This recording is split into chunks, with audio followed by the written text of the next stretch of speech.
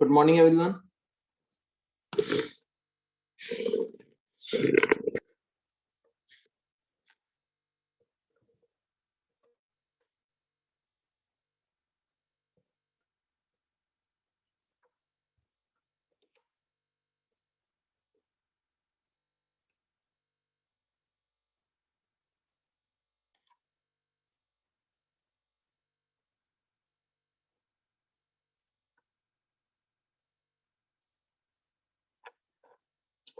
All is clear?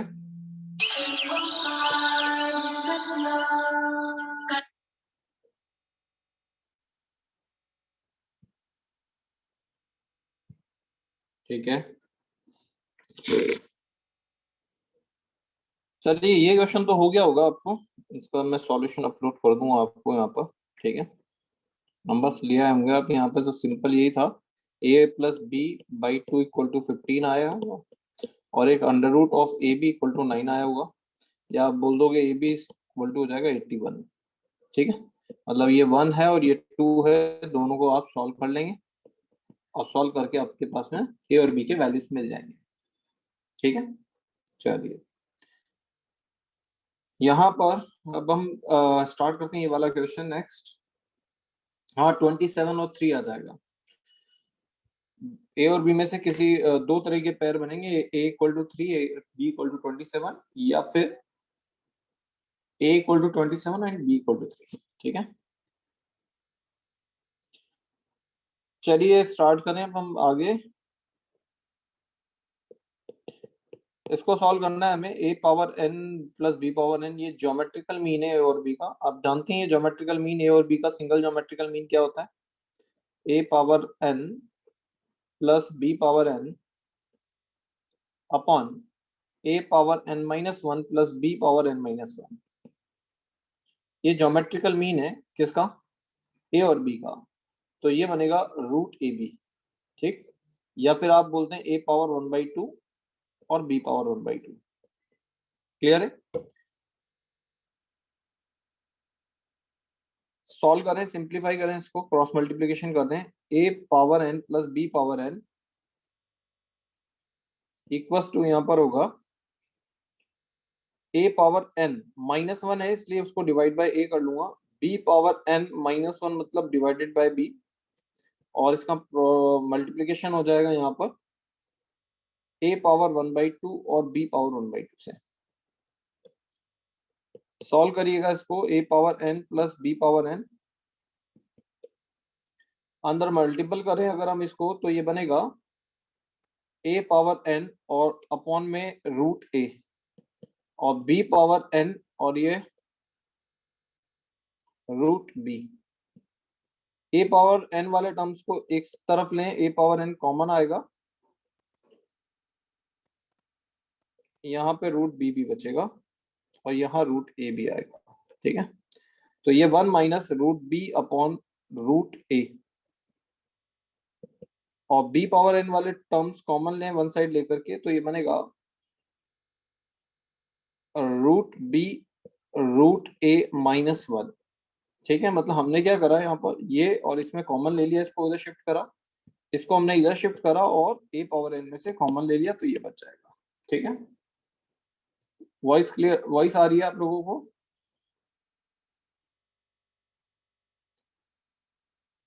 Okay, ठीक है। अब देखिए यहां से अगर आप इसको देखें तो आगे इसको सॉल्व करें तो A power N root A minus root B upon root A, B power N root,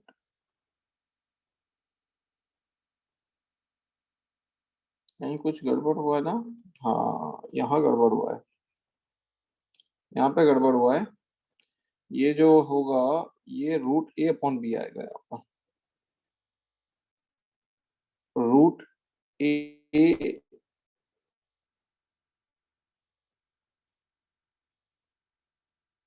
नहीं ये तो ठीक है,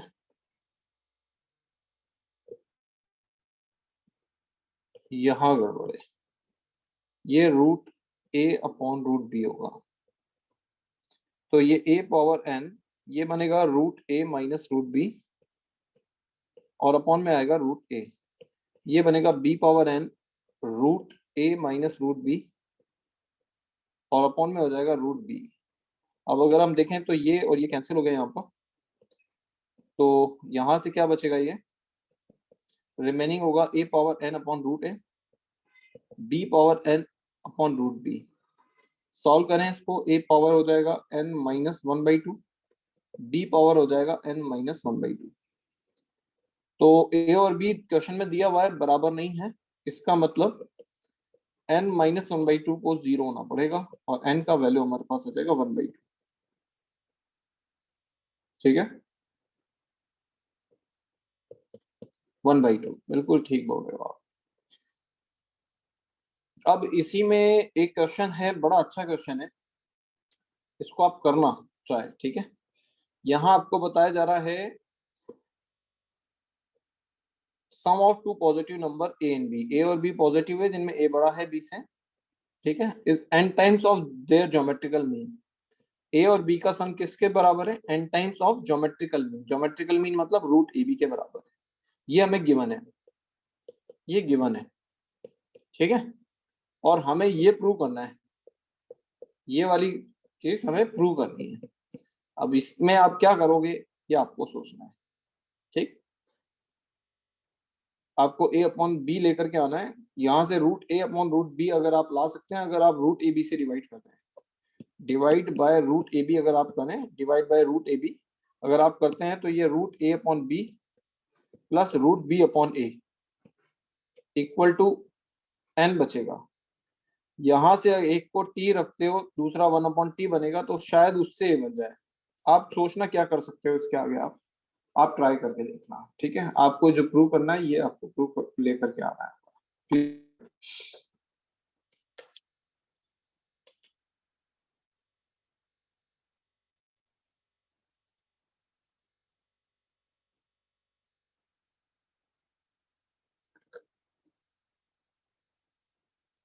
ट्राई करिएगा इसको। इसके बाद प्रोग्रेशन की हम बात करें यहाँ पर,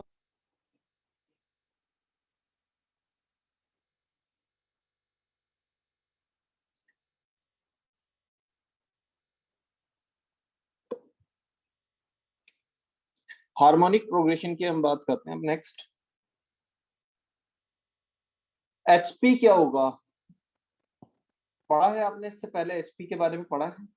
एचपी क्या होगा, एपी के टर्म्स को रेसिप्रोकल करने पर जो सीरीज मिलती है वो होती है एचपी होती है। ठीक है, या फिर यहाँ पे क्या बोला हुआ है, a non zero sequence, a non-zero sequence is said to be an HP if their reciprocal of its term are in AP।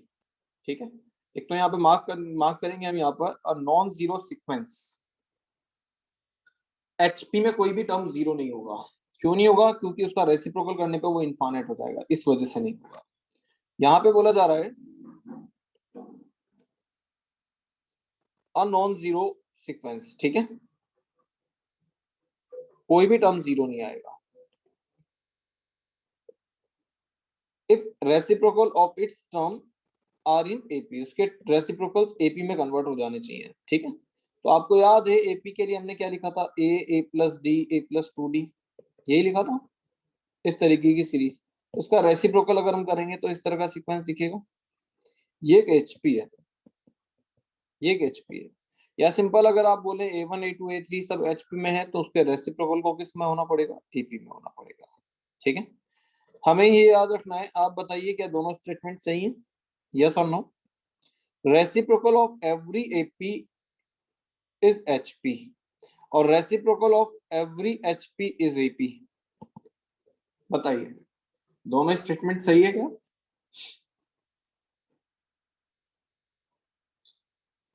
Reciprocal AP के एचपी को रेसिप्रोकल करेंगे तो एपी आ जाएगा, और एपी के टर्म्स को रेसिप्रोकल करेंगे तो एचपी आ जाएगा। ये सही है क्या।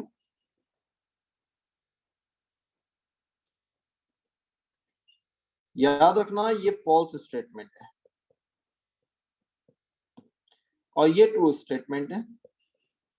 ये ट्रू इसकी डेफिनेशन की वजह से है, क्योंकि हर एक एचपी, अगर एचपी है तो उसको रेसिप्रोकल करने पे वो एच एपी में तो होगा ही होगा, ये दिया है ना, एचपी को रेसिप्रोकल करेंगे तो एपी में आ जाएगा, सही है। लेकिन सारी एपी एचपी में कन्वर्ट हो ऐसा नहीं है, एपी के अंदर तो जीरो भी आता है। जैसे अगर मैं बात करूं, -4 हो गया, -2 हो गया, फिर 0 हो गया, फिर 2 हो गया और ये 4 हो गया, ये एक सीरीज है, ये एक एपी है, ये एक एपी है। क्या इसका रेसिप्रोकल एचपी बन पाएगा? यहाँ पे -1/4, -1/2, 1/0, 1/2 और 1/4, ये एचपी हो जाएगा क्या? गड़बड़ हो गई ना हमारे पास, 1/0 तो नॉट डिफाइन कर जाएगा पुलिस को, ठीक है। तो यहाँ गड़बड़ हो जाएगी, इसका मतलब वो एपी, वो सारी एपी एचपी में कन्वर्ट नहीं कर सकते जिसके अंदर जीरो टर्म आ रहा हो। जिसमें अगर जीरो टर्म आ रहा है तो टर्म की वैल्यू जीरो आ रही है तो वो एचपी में कन्वर्ट नहीं हो पाएगा, इसलिए एवरी बोलना गलत है। यहां बोला जा रहा है एवरी, ये एवरी की वजह से गलत हो रहा है, ठीक है, ध्यान रखना इसमें।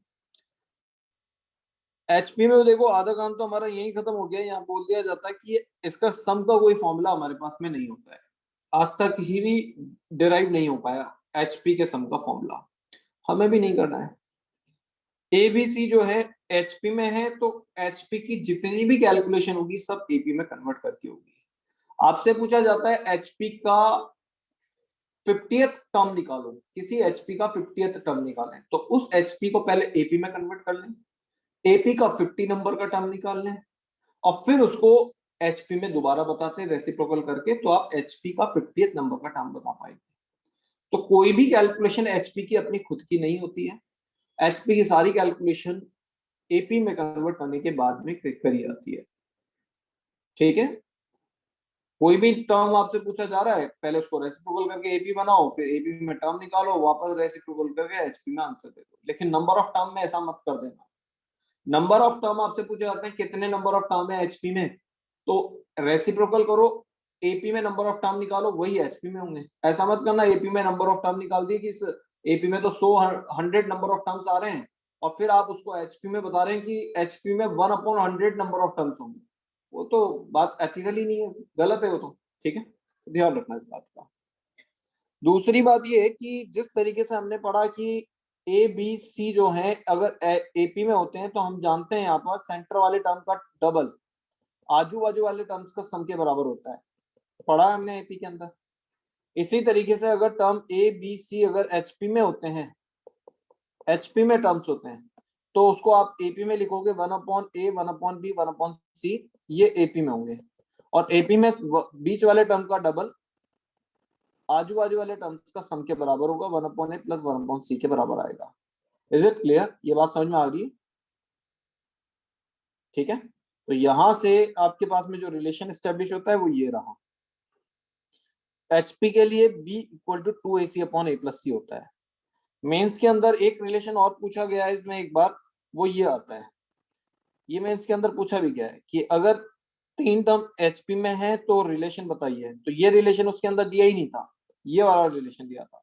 तो कैसे होगा कि अगर तीन टर्म ए बी और सी अगर एचपी में है तो डेफिनेटली आप क्या बोलोगे, 1/a 1/b और 1/c एपी में होंगे। और अगर ये एपी में होंगे तो 1/b माइनस 1/a का डिफरेंस, सेकंड टर्म में से फर्स्ट टर्म को माइनस करने का डिफरेंस थर्ड टर्म में से सेकंड टर्म को माइनस करने पर जो मिलेगा उसके बराबर होगा। और यहां से अगर आप इसको देखें तो ये बनेगा a minus B upon A B equal to c minus B upon B C. तो यहां से b और ये b कैंसिल हो जाएगा और रिलेशन एस्टेब्लिश हो जाएगा कि a minus B divided by c minus B equal to a upon c के बराबर आएगा, ठीक है। ये देख लो अब ये रिलेशन रहा, इज इट क्लियर? तो हमारे पास कैलकुलेशन में तो सबसे ज्यादा ये काम में आता है, कैलकुलेशन में हमारे पास सबसे ज्यादा काम में ये आता है, लेकिन कई बार एग्जाम में ऑप्शन में वो डायरेक्टली ये पूछ लेता है, इसलिए ध्यान रखना इसको। क्लियर?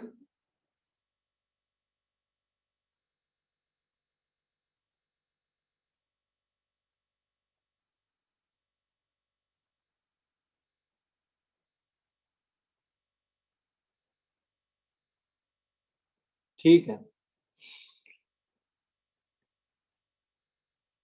हाँ तो ये सही है ना, ये देखो ना, ये ए आ गया यहाँ पर, ये ए माइनस बी बनेगा ना, ये ए माइनस बी आ गया, और यहाँ से बी माइनस सी बन जाएगा, ये बी माइनस सी आ गया, इसमें बी और बी कैंसिल हो गया ना, बी और बी कैंसिल हो गया, और ए को आप इधर शिफ्ट कर देंगे, ठीक है, A minus B upon B minus C, ये ठीक है, और सी नीचे बचेगा, ये करेक्ट है। चलिए आगे देखते हैं अब हम, ये क्वेश्चन करिएगा, जल्दी से क्वेश्चन को स्टार्ट करें, ये क्वेश्चन करके देखिए क्या बन रहा है। If the third and sixth और लास्ट टर्म दे दिया एचपी का, और नंबर ऑफ टर्म्स पूछा जा रहा है, तो एपी में कन्वर्ट करके नंबर ऑफ टर्म्स निकाल दो, वही आंसर है, जल्दी से करिएगा। एपी नंबर ऑफ टर्म्स निकाल दें एपी में कन्वर्ट करके।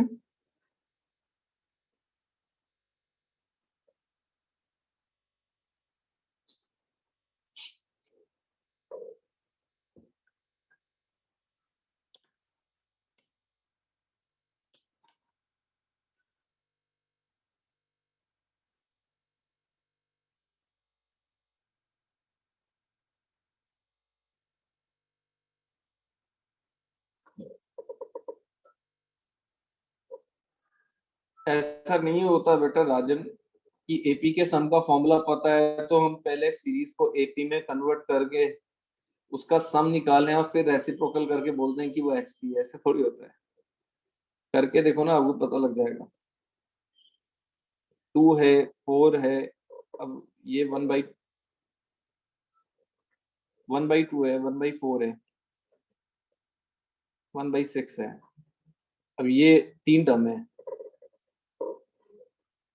अब 3 टर्म का सम का फॉर्मूला नहीं है। अब आप यूं कह रहे हो सर इसको आप एपी में कन्वर्ट करें, 2 4 और 6 इसको ऐड करें, 2 + 4 + 6, ये आ गया 12, और आप बता दें कि इसका जो सम होगा ना, इसका जो सम होगा वो 1/12 होगा। आप इसका सम करके देखो, आ रहा है क्या 1/12? आप इसका सम को यूं बोलना चाह रहे हो कि बेसिकली ये 1/2 + 4 + 6 होगा, ये सही है क्या? गलत है ना, ऐसा थोड़ी होता है इसमें।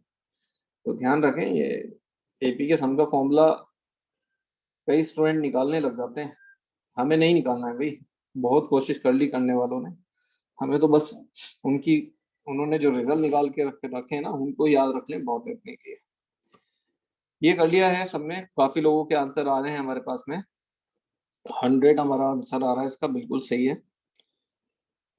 थर्ड टर्म हम निकाल देते हैं, T3 टर्म एपी के लिए हम निकाल रहे हैं डायरेक्टली, है ना, एचपी के लिए तो दिया हुआ है, एपी के लिए हो जाएगा थर्ड टर्म 3, सिक्स्थ नंबर का टर्म है 5, और nth नंबर का टर्म है लास्ट टर्म 203/3, मतलब 203/3, ये बनेगा a+2d 3, ये बनेगा a+5d 5। इन दोनों को सॉल्व कर लिया होगा आपने, सॉल्व करके ए और डी का वैल्यू निकाल दिया होगा।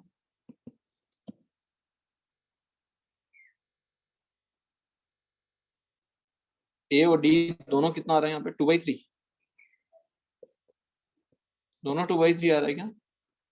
ए का वैल्यू 5/3 है, सॉल्व करो, सब्ट्रैक्ट कर दोगे तो डी का वैल्यू आ जाएगा, हाँ 2/3 तो डी का वैल्यू आएगा, इधर तो 3 बच रहा है, इधर 2 बच रहा है, 2/3, और ए का वैल्यू 5/3, बस ये टीएन यहाँ पर आ रहा है ना, टीएन मेरे को बोल देंगे a+n-1 × d, 203/3, ए का वैल्यू 5/3 आ रहा है, n-1 डी का वैल्यू 2/3 आ रहा है, और यहां से n का वैल्यू आ जाएगा कितना, 100, ठीक है, n का वैल्यू 100 आ जाएगा। अगला क्वेश्चन करिए,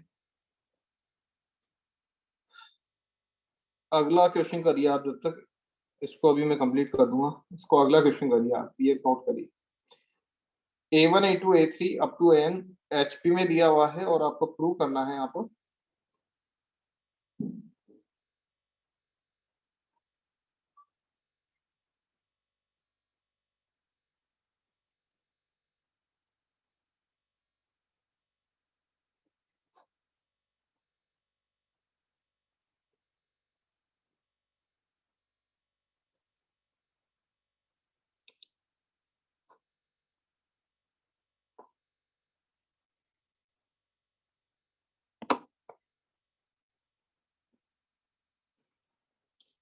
डिवाइडेड बाय 3 करके n का वैल्यू 100 आ जाना है।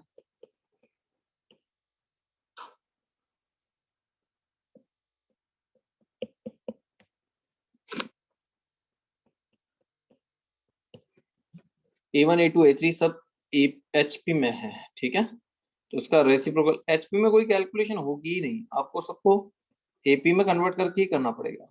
HP की खुद की कुछ कोई कैलकुलेशन नहीं होती है, ठीक है।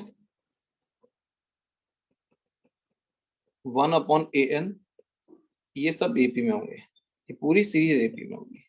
अब हमें जो प्रूव करना है ना उसको LHS लो आप, उसमें LHS लें, जो हमें प्रूव करना है उसका LHS लें हम।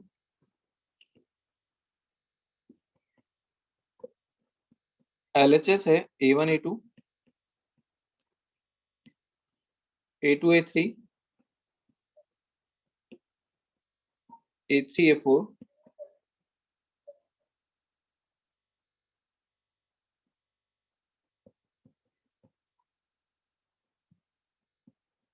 AN-1 और AN, ये दिया है, ठीक है।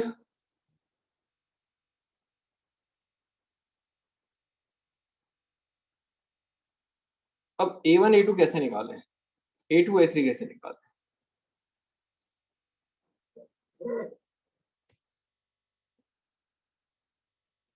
आप ये बताइए पहले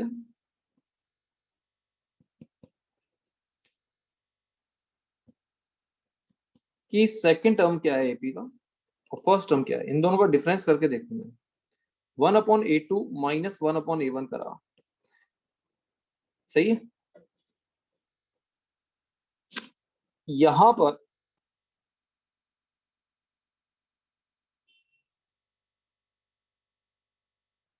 क्या ये 1/A3 third term minus second term कर लूं, क्या ये बराबर होगा नहीं होगा? सही है ना, लास्ट में AN है और उससे पहले AN-1 को माइनस करूंगा, ये सब D के बराबर होगा, सही है। मतलब दो कॉन्जिक्यूटिव टर्म का डिफरेंस, क्योंकि हम AP की बात कर रहे हैं, आप इसी पे ध्यान देना, इसकी बात कर रहे हैं। इसमें दो दो कॉन्जिक्यूटिव टर्म्स का डिफरेंस जो है वो हमेशा सेम आता है, वो D आता है। तो आप यहां से देखिएगा, ये बनेगा A1 minus A2 upon A1 A2, ये बनेगा A2 minus A3 upon A2 A3। इसी तरीके से लास्ट में ये बनेगा AN-1 minus AN upon AN-1 और AN, और ये पूरा D के बराबर है, ठीक है। ये आ गया। तो अब आप ये बताइए, ये मैं यहाँ से A1 A2 को क्या लिखूंगा, इस स्टेप से अब इधर आ रहा हूँ। A1 A2 को यहाँ से क्या लिखूं, इसको कंसीडर करें, ये बराबर D है। यहाँ से A1 A2 निकालें आप, यहाँ से आप A1 A2 निकालें, क्या लिखोगे? A1 A2 बराबर, इससे A1 A2 बराबर आ जाएगा A1 minus A2 divided by D, सही है। A2 A3 आ जाएगा A2 minus A3 divided by D, इसी तरीके से चलता रहेगा और लास्ट में आ जाएगा AN-1 माइनस AN और डिवाइडेड बाय 3D। क्लियर है, समझ में आ गया यहाँ तक? हमें सीधे सीधे यहाँ से बस निकाल लेना वैल्यू, A1 A2 का वैल्यू निकाल लो, यहाँ से A2 A3 निकाल लो, ये सब वैल्यू निकालो और यहाँ यहाँ यहाँ पर पुट कर दो। पुट करने से ये सिचुएशन आ गई हमारे पास में। ये सिचुएशन अगर आ गई है तो आप ध्यान से देखें, D तो कॉमन आ रहा है। D जैसे ही कॉमन आएगा हमारे पास में,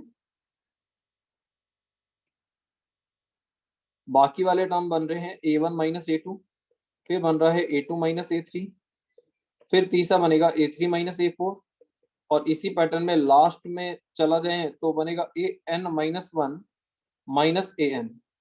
इस तरीके से सारे टर्म ऐड हो गए, ठीक है।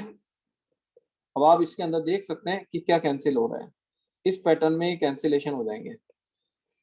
फाइनली हमारे पास में क्या बच जाएगा, 1/D A1 माइनस AN। यहां तक हम आ गए हैं। अब आपको कुछ प्रूव करना है, आपको प्रूव करना है ये ये हम लेके आए, यहाँ से यहाँ तक जाना आपको रिमूव करना पड़ेगा। तो आप डी को रिमूव करिए, डी को रिमूव करिए और आंसर लेकर के आइए। डी को रिमूव करिए और आंसर लाइए।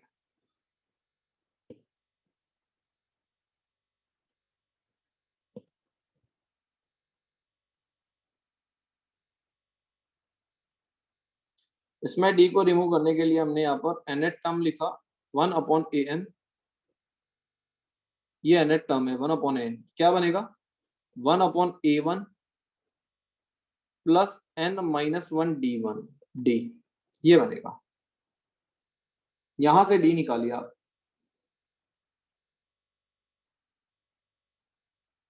यहां से डी निकाल लीजिए।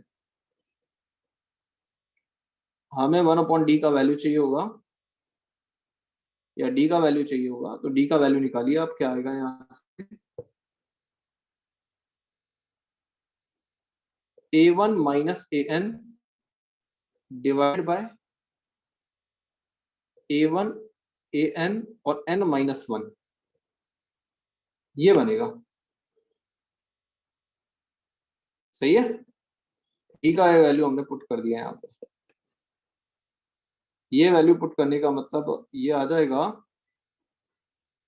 a1 an n-1, ये तो ऊपर हो गया, और डिवाइड में हो गया a1 माइनस an। ये डी का वैल्यू पुट कर दिया हमने, और इनटू a1 माइनस an। देखो ये a1 माइनस an कैंसिल हो जाएगा, और जो बचेगा वो होगा a1 an और n-1। ये देख लीजिए, ये आ चुका है RHS।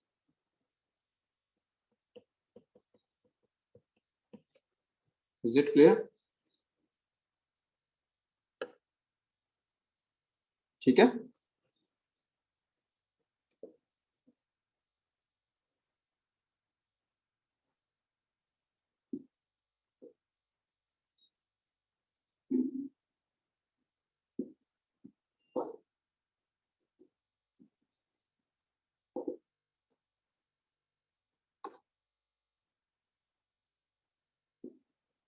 कैलकुलेशन है तो सिंपल कैलकुलेशन करते जाइए आप। यहाँ से तो हमने सिर्फ ये वैल्यू निकाला ना, ये तो हमारे पास में nth टर्म निकाला ना यहाँ पर 1/n, और ये सब यहाँ से डी का वैल्यू निकालो। आप तो अपने अकॉर्डिंग करो ना, यहाँ से डी का वैल्यू निकालो, सीधे यहाँ पुट कर दो, बस खत्म बात। आप डी का वैल्यू निकालो, यहाँ पुट करो, उसके बाद आप सॉल्व करके देखो। करिए इसको, कंटिन्यू करिए, जिससे कर लिया है अभी कर लीजिए इसको जल्दी से।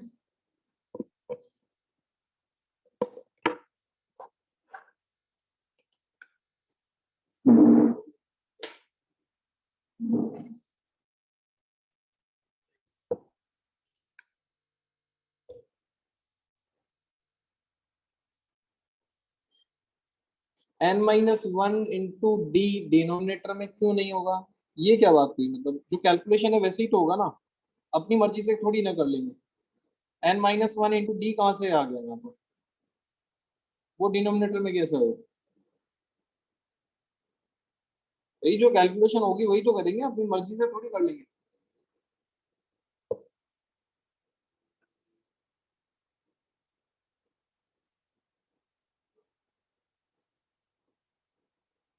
अब देखते हैं, अब इसके बाद में हम हार्मोनिकल मीन को समझते हैं इसमें, हार्मोनिक मीन को। मैंने अभी आपको बताया कि ए बी सी अगर तीन टर्म्स हैं, ए बी सी तीन टर्म्स हैं, ये तीनों एचपी में है, middle term is called the harmonic mean. ठीक, अगर दो टर्म का हार्मोनिकल मीन की बात करें कि एच जो है वो हार्मोनिक मीन है ए और बी का, एच जो है वो हार्मोनिक मीन है ए और बी का, तो फिर ए एच और बी एचपी में होंगे। किसमें होंगे? एचपी में। और एच का वैल्यू कितना आ जाएगा? 2ab/a+b। यही हार्मोनिक मीन है ना।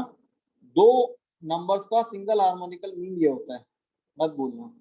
ठीक है, अब हम जिस तरीके से हमने एपी में भी करा, जीपी में भी करा, उसी तरीके से एचपी में भी करेंगे। ए और बी के बीच में हम किसको इंसर्ट कर रहे हैं यहाँ पर? ए और बी के बीच में किसको इंसर्ट कर रहे हैं हम यहाँ पर? एन हार्मोनिकल मीन को। ठीक है, ये सारी कैलकुलेशन मैं आपको अलग से करके दिखा रहा हूँ। ए और बी ए और बी के बीच में H1 H2 H3 और up to HN N harmonical mean को इंसर्ट कर रहे हैं। तो टोटल नंबर ऑफ टर्म कितने हो गए? टोटल नंबर ऑफ टर्म्स कितने हो गए? n+2। इसका मतलब हम ये बोल सकते हैं यहाँ पर कि n+2 नंबर पे जो टर्म होगा, n+2 नंबर पे जो टर्म होगा वो कौन होगा? b होगा। और ये हो जाएगा a। अच्छा, ये तो हम तभी अप्लाई कर पाएंगे ना। सबसे पहली बात तो अभी ये तो HP में है, इसको तो करना ही गलत है। इसको पहले किस में कन्वर्ट करना पड़ेगा हमें? AP में। 1/A, 1/H1, 1/H2, 1/H3 और 1/HN और 1/B। ये किस में है? AP में। अब करना बिल्कुल ठीक है। अब हम बोल सकते हैं कि n+2 नंबर पे जो टर्म है वो कौन है? 1/B है।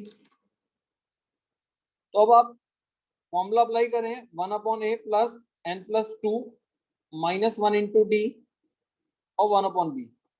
इससे अगर आप D का वैल्यू निकालेंगे तो ये बनेगा A - B/AB और n+1, ये आ जाएगा D।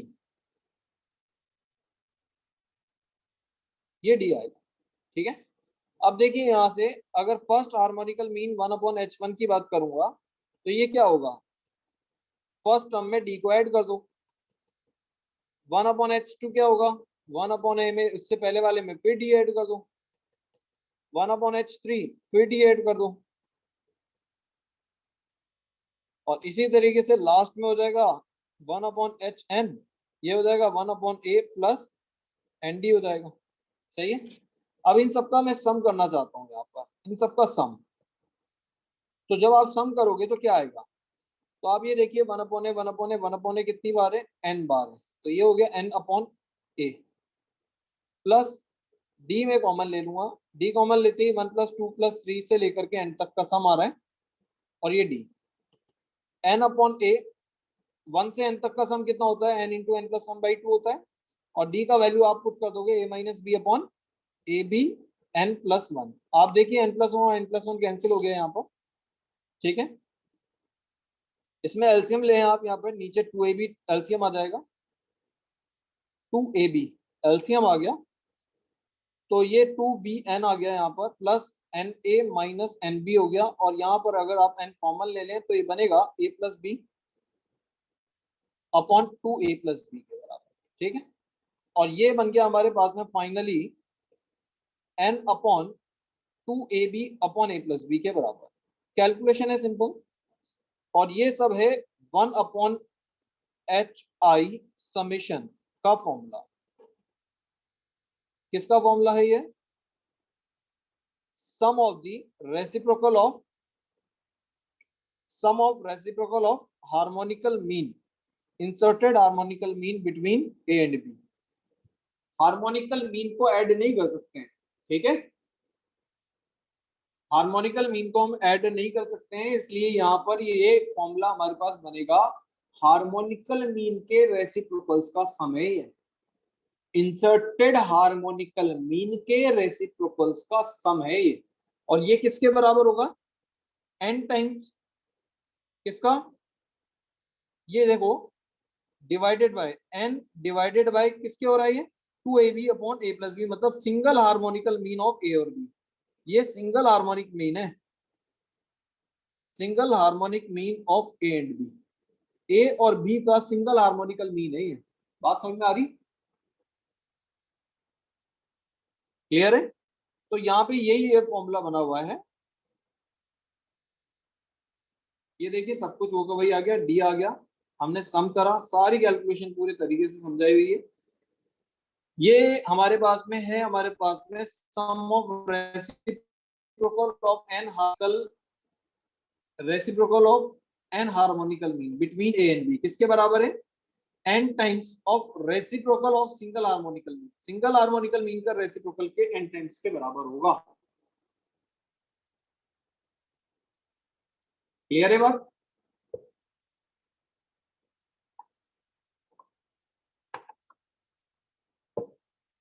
याद रखना पड़ता है बेटा, कई जगह काम आ जाता है बिल्कुल। ये पूछ रहे हो डी एड क्यों करा, कौन सा डी की बात कर रहे हो? इस वाले डी की?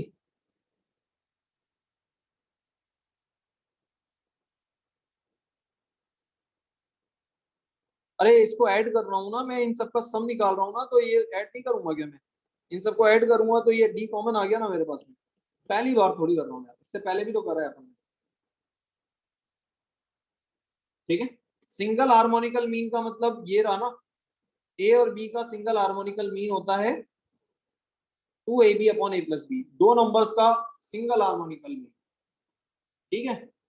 हार्मोनिकल मीन और भी तो होते हैं ना, अब जैसे ए और बी के बीच में सब हार्मोनिकल मीन है, अब मैं बोल रहा हूँ ए सिंगल हार्मोनिकल मीन मतलब एक ही हार्मोनिकल मीन निकालना है।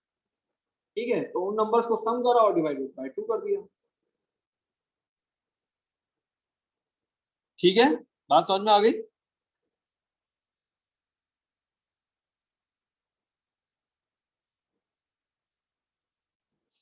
चलिए क्वेश्चन करिए। इस क्वेश्चन को करिएगा, B A C A P के अंदर दिए हुए हैं, यहाँ पर B A C A P में है, रिलेशन लिख दो आप, रिलेशन लिखते जाएं इसका। और सी बी ए जीपी में है, इसका भी रिलेशन लिखिए। और अब आपको एचपी प्रूव करना है कि ए सी बी एचपी में होगा।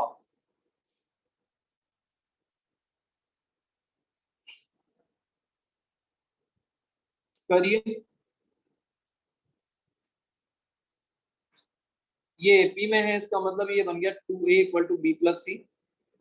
और ये जीपी में है, इसका मतलब हो गया B square equal to A C. अब आपको एबीसी में एक रिलेशन स्टेब्लिश करना है इन दोनों की हेल्प से।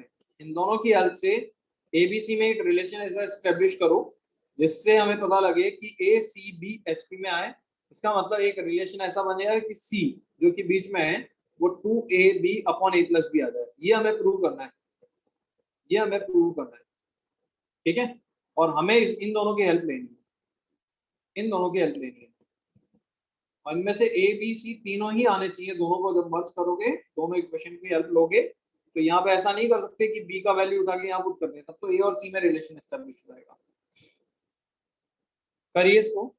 इसको आप लिख सकते हैं B equal to C minus two A. आप चाहें तो दोनों को डिवाइड कर लें, उससे एबीसी में एक रिलेशन बन जाएगा यहाँ पर।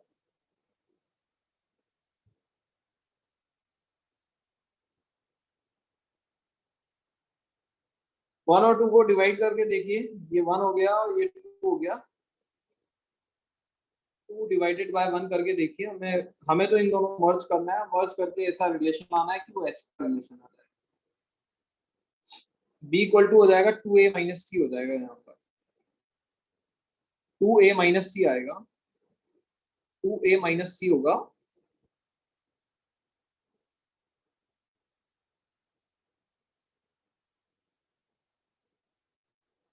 2 डिवाइडेड बाय वन करिए, बी स्क्वायर अपॉन बी ए सी अपॉन 2a माइनस सी।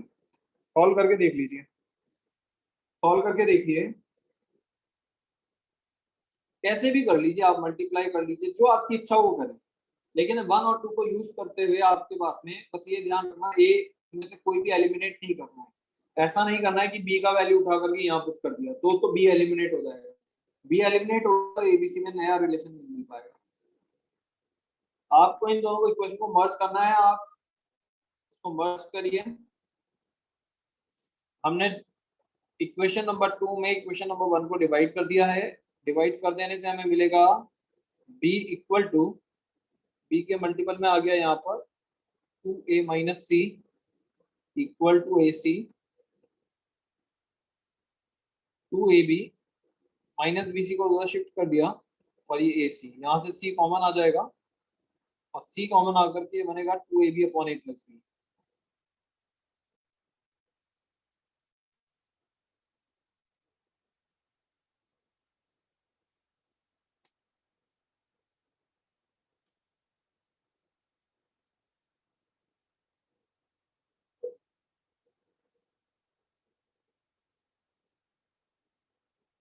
इसका मतलब ए, सी और बी एचपी में होंगे। क्लियर है?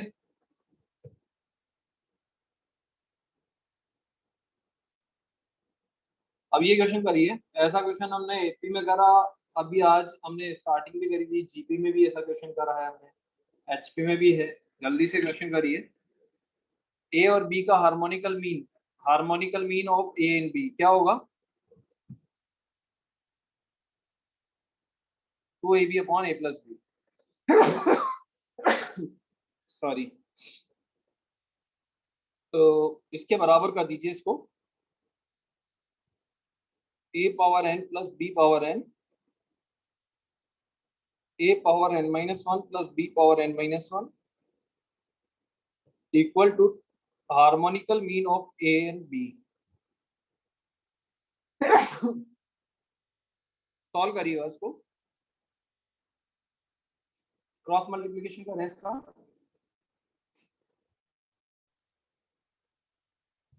A power N plus B power N,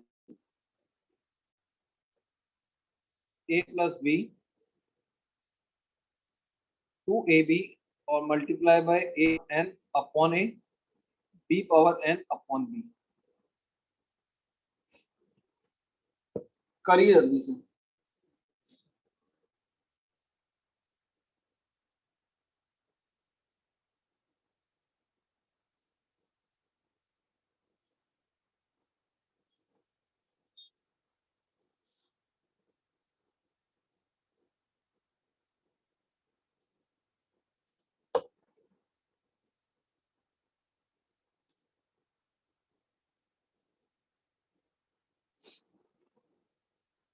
ये हो जाएगा ए का मल्टीप्लीकेशन करा ए पावर एन प्लस ए का मल्टीपल बी पावर एन, फिर बी का मल्टीपल करा ए पावर एन, बी का मल्टीपल करा हमने बी पावर एन से। वो ए बी का मल्टीपल करने से क्या होगा? 2 पी ए पावर एन आएगा, 2 ए बी पावर एन आएगा। ए बी पावर एन को उधर शिफ्ट कर दें, बी ए पावर एन को भी उधर शिफ्ट कर दें। ए पावर यहाँ बन जाएगा एन प्लस वन और B power N plus one, left side में तो ये आ गया, और इधर बनेगा ए पावर एन।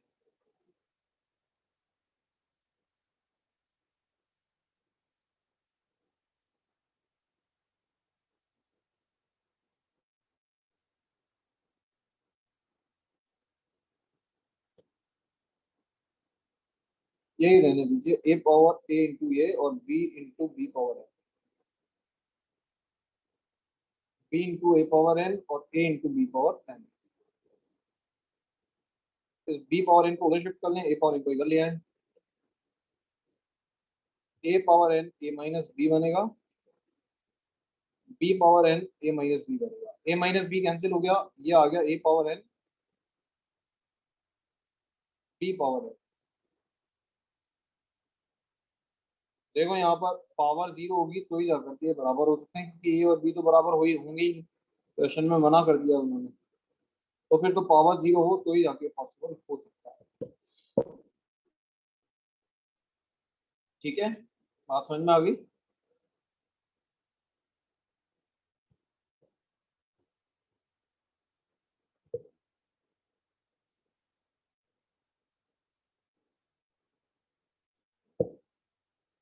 ये क्वेश्चन अभी करेंगे या फिर होमवर्क में?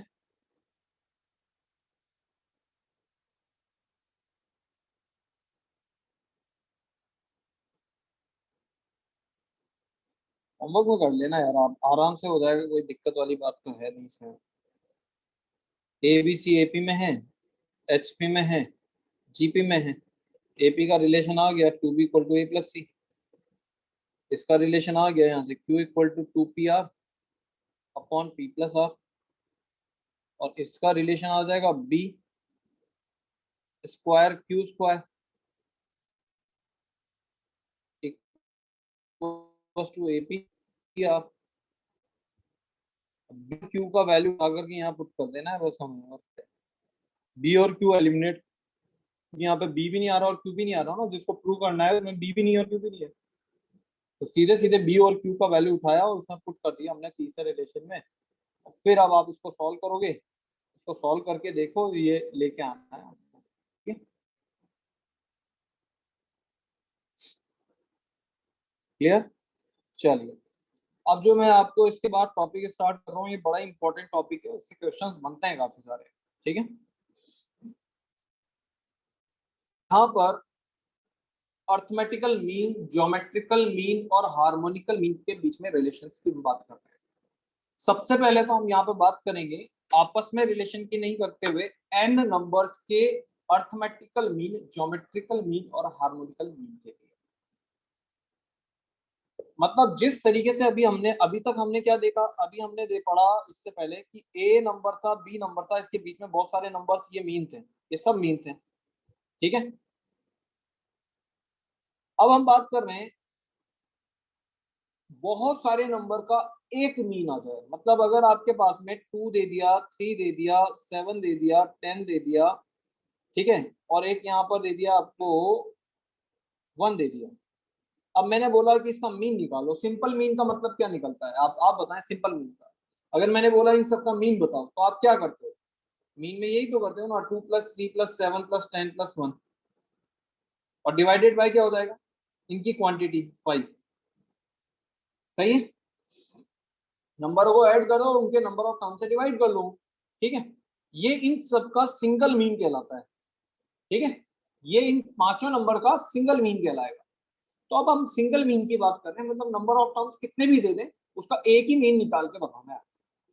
तो ऐसा अर्थमेटिकल मीन भी हो सकता है, ज्योमेट्रिकल मीन भी हो सकता है, और हार्मोनिकल मीन भी हो सकता है। तो अर्थमेटिकल मीन क्या होता है, जो हम अब तक सिंपल मीन निकाला निकाला करते थे, जो सिंपल मीन आपसे बोला जाता था, वो अर्थमेटिकल मीन ही होता था बेसिकली। अर्थमेटिकल मीन का मतलब देखो, फर्स्ट पॉइंट देखें आप, फर्स्ट पॉइंट देखें, मैं पेंसिल चार्ज कर लेता हूं तब तक, बैटरी डाउन हो गई है पेंसिल की। फर्स्ट पॉइंट देखिए, फर्स्ट पॉइंट में बोला जा रहा है given N, any number N है A1 से लेकर के AN तक, और इनका अर्थमेटिकल मीन को AN से डिनोट किया जा रहा है। तो AN क्या होगा, AN होगा उन सभी n नंबर्स का सम और डिवाइडेड बाय n, उन सभी n नंबर्स का सम डिवाइडेड बाय n, क्लियर है।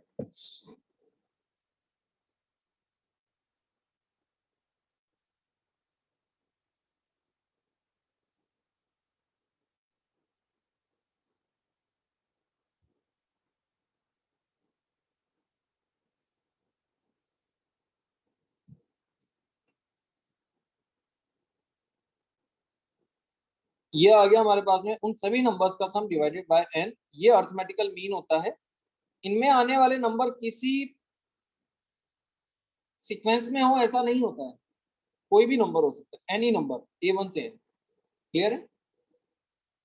इसके बाद में ज्योमेट्रिकल मीन की बात कर रहे हैं, क्योंकि देखो इसको मैं लिंक कर सकता हूँ छोटी सी बात से, कि अगर दो नंबर थे हमारे पास में A और B, दो नंबर थे, तो दोनों का अर्थमेटिकल मीन क्या था, उन दोनों को जोड़ दिया गया था और दोनों का सम और डिवाइडेड बाय 2 था, क्लियर।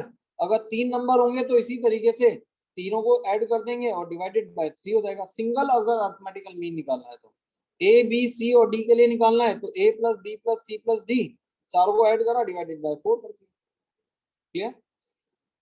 एन नंबर्स का ज्योमेट्रिकल मीन की अगर हम बात करें तो दो नंबर में क्या होता था, ए और बी में क्या होता था, दोनों का प्रोडक्ट करते थे और होल पावर कितना होता था, 1/2 होता था, सही है। अगर 3 नंबर हो जाएंगे तो A B C whole power 1/3 हो जाएगा। 4 नंबर हो गए तो A × B × C × D कितना हो गया, 1/4 हो जाएगा। एन हो गया तो उन सबका सम, उन सबका प्रोडक्ट और पावर हो जाएगा 1/n, क्लियर है। लेकिन बस ज्योमेट्रिकल मीन में ध्यान रखना पॉजिटिव रियल नंबर होते हैं, और हार्मोनिकल मीन के लिए भी पॉजिटिव होते हैं। अब ये पॉजिटिव क्यों होते हैं, इसका रीजन जो आता है वो स्टैटिस्टिक्स मेथड से आता है, उतना डेप्थ में हमें नहीं जाना है, ठीक है। अभी हमें बस याद रखना है कि यहाँ पर कोई भी नंबर हो सकते हैं, नंबर तो यहाँ पे भी कोई भी है, लेकिन यहाँ पे पॉजिटिव है और यहाँ पे भी पॉजिटिव रियल के लिए ही होगा, ठीक है। हार्मोनिकल मीन में ऐसा क्यों करा है, क्योंकि दो नंबर्स का हार्मोनिकल मीन क्या था, ए और बी का हार्मोनिकल मीन क्या था, अभी हमने पढ़ा है, क्या था 2ab upon a plus B, यही था ना। अब आप ab को न्यूमरेटर और डिनोमिनेटर में डिवाइड करेंगे तो क्या बनेगा, 2 divided by 1 upon a plus 1 upon b। देखो ये बन रहा है, दो नंबर्स में ये आ रहा है, दो नंबर्स का हार्मोनिकल मीन आ रहा है हमारे पास में, दो डिवाइड 2 और फिर divide by 1 upon a 1 upon b। तो 3 में क्या हो जाएगा, ए बी सी, 3 में क्या हो जाएगा 3 हो जाएगा, और डिवाइड में क्या आएगा 1 upon a plus 1 upon b plus 1 upon c। ठीक है, फोर्थ के लिए भी क्या होगा, 4 में भी यही होगा, 4 और divided bye 1 upon a 1 upon b 1 upon c 1 upon d का सम। तो n में भी यही दिया हुआ है इन्होंने। ठीक है, अर्थमेटिकल मीन में कोई पॉजिटिव नहीं है, उसमें एनी नंबर्स हो सकते हैं, इसीलिए मैंने अंडरलाइन करी हुई है एनी। यहाँ पर है एनी पॉजिटिव रियल, यहाँ पे भी एनी पॉजिटिव रियल, याद ही रखना है। अच्छा, इसके अंदर एक और वैल्यू आती है RMS value. RMS value, RMS value का मतलब होता है इसको रूट मीन स्क्वायर, और इसको लिखते वक्त मैथ्स में उल्टा लिखते हैं, पहले स्क्वायर करेंगे फिर उसका मीन लेंगे और फिर उसके बाद में रूट करेंगे। दो नंबर है ए और बी, इसका आरएमएस वैल्यू अगर हमें लिखना है आरएमएस वैल्यू तो क्या लिखेंगे, पहले करेंगे इनका स्क्वायर, ए का स्क्वायर और बी का स्क्वायर, फिर लेंगे इसका मीन मतलब दोनों का सम और डिवाइडेड बाय 2, और फिर करेंगे इसका अंडर रूट, ये अंडर रूट कर दिया। तीन नंबर्स हैं ए बी और सी है, आरएमएस वैल्यू निकालनी है इसकी, रूट मीन स्क्वायर। तो पहले तो करेंगे स्क्वायर, ए स्क्वायर बी स्क्वायर सी स्क्वायर, फिर लेंगे मीन, तो तीनों का सम और ये डिवाइड बाय 3, और फिर कर देंगे रूट, ये हो गया। एन के लिए भी यही होता है, क्लियर है। इसमें भी एन यहाँ पर जो होता है कोई भी रियल नंबर ले सकते हैं, पॉजिटिव नेगेटिव कुछ भी हो सकता है यहाँ पर। ठीक है, याद रखना है इनको आप। अब देखिए यहाँ पर, ये तो हमारे पास जो थे ये एन, एन के लिए हम बात कर रहे थे, किसके लिए, N arithmetical means, N numbers का, एन नंबर्स का single arithmetical mean, N numbers का, एन पॉजिटिव नंबर्स का single geometrical mean, N positive numbers का सिंगल हार्मोनिक मीन, और एन नंबर्स का आरएमएस वैल्यू के बारे में। ठीक है, अब हम इनके सबके आपस में रिलेशन के बारे में भी जानते हैं। ठीक है, इनका रिलेशन आपस में क्या बनता है।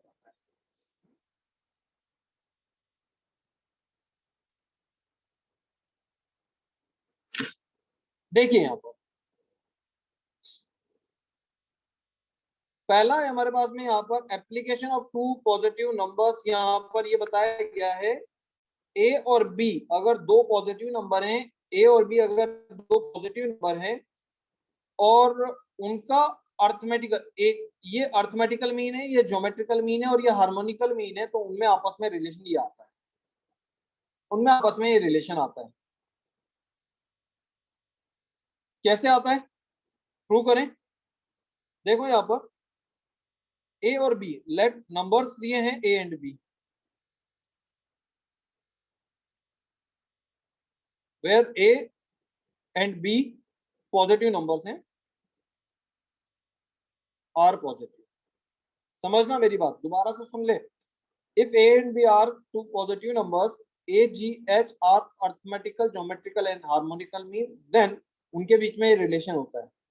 कैसे आता है, ए और बी दो नंबर हैं जो कि पॉजिटिव रियल हैं, इनका अर्थमेटिकल मीन अगर हम निकालें, यहाँ पर अर्थमेटिकल मीन ए कितना होगा, ए प्लस बी बाई 2, जी कितना होगा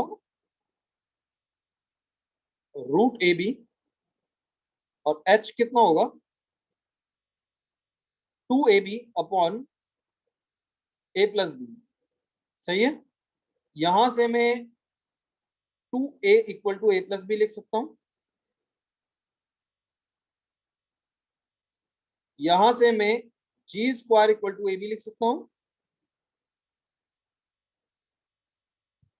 और इसको 1 नंबर बोल देता हूं,